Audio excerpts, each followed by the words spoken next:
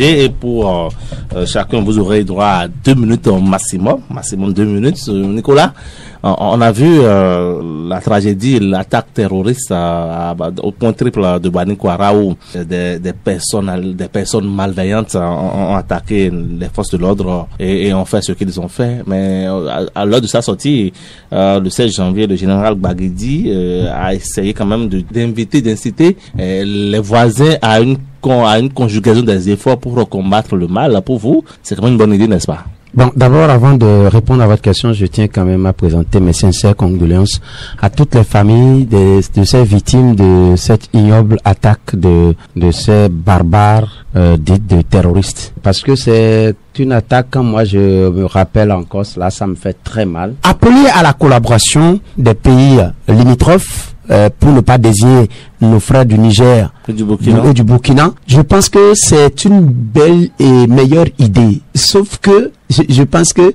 il y a quelque chose qu'on n'a pas dû bien faire au départ. C'est un peu comme la charrue devant les bœufs. Vous direz la chose et vous aurez... Non, c'est un peu comme la charrue devant les bœufs.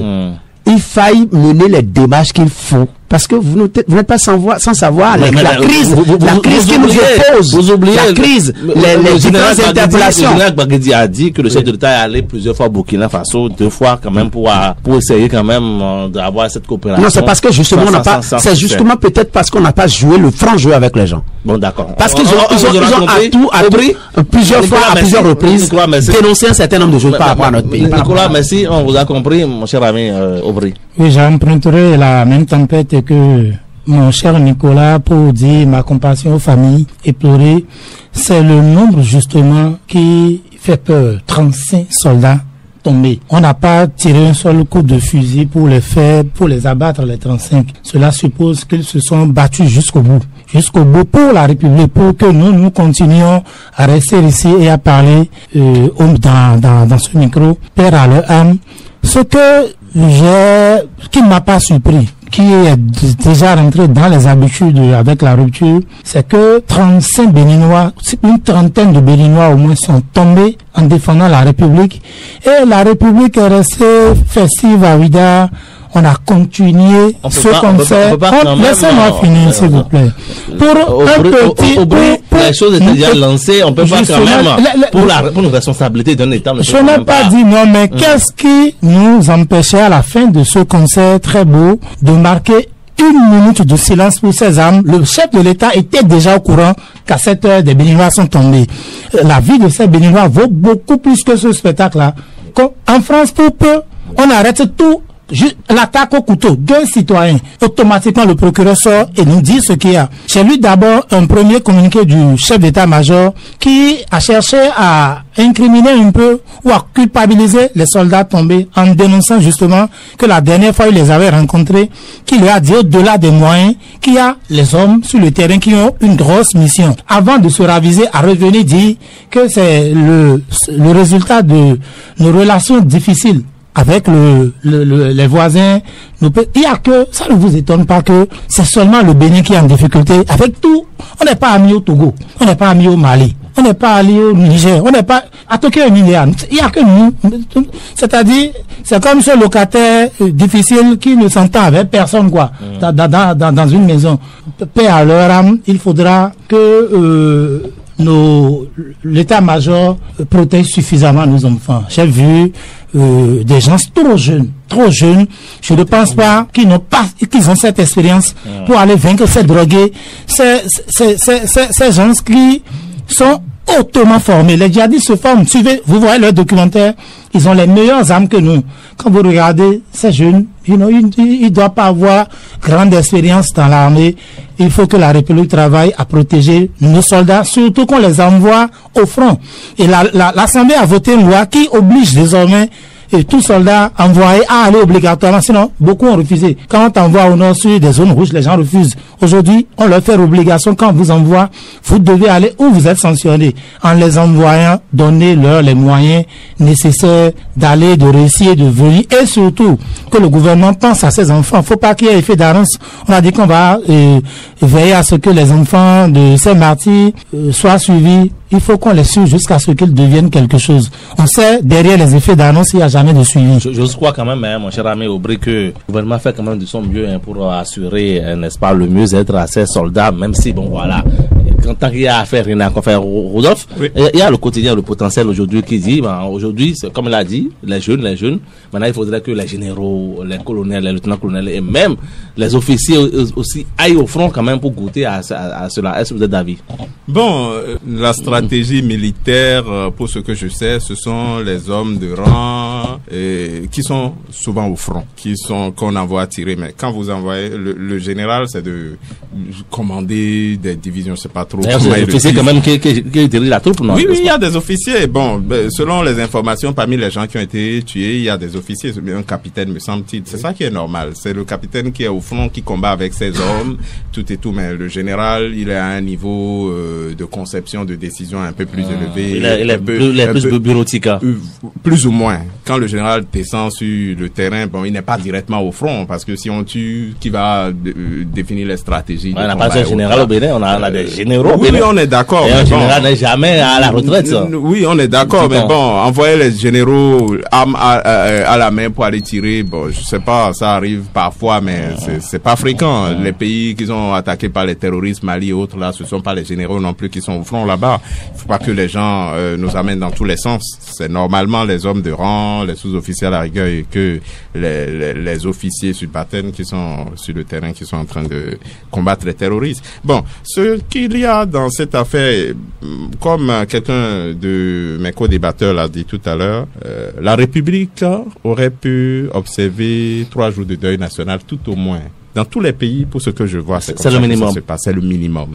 C'est pour la première fois que le Bénin a connu des pertes aussi lourdes dans cette affaire de lutte contre le terrorisme. La fois où c'était le plus important, c'est quand ils sont allés tuer une dizaine de villageois à Kérou. C'était en avril 2023, il me semble. Et on a vu le tollé que ça a provoqué. Je me rappelle que le président Talon, en ce moment, avait tapé du poing sur la table pour incriminer l'armée et avait promis que des têtes vont tomber parce qu'il y a des responsabilités qui n'ont pas été assumées. Quelque temps après, on a vu un réaménagement de l'opération Mirador. Maintenant que 35 personnes sont tombées, bon, pour le moment, le gouvernement a fini par faire un communiqué. Le porte-parole en a parlé une semaine après l'attaque. Je ne vois pas pourquoi on a mis tout ce temps-là. On est sur le choc aussi. Hein. Non, c'est pas le Bénin le premier pays à être... Le Bénin n'est pas le premier pays à être attaqué. Mais c'est pour la première fois que ça nous arrive comme ça. Oui, c'est pour la première fois que ça nous arrive comme ça. Oui, on peut être sous le choc, mais ça ne prend pas une semaine. Quand vous voyez au Mali, au Niger, au Burkina, mais quand il y a des attaques, les autorités communiquent très tôt. L'exemple, la dernière attaque qu'il y a eu dans un camp de gendarmerie à Bamako, il y a quelques mois, l'armée, quand moi je suis allé sur la page Facebook de l'armée, j'ai vu un communiqué quelques heures après cette attaque. L'attaque a commencé tard dans la 1h ou 2h du matin. Mais déjà à 4h, l'armée a communiqué pour dire oui, on a été attaqué, il y a des ennemis qui sont entrés dans le camp de gendarmerie, mais la situation est sous contrôle, vaquez à vos occupations. Ça rassure la population. C'est pas sur les réseaux sociaux qu'on va aller chercher l'information.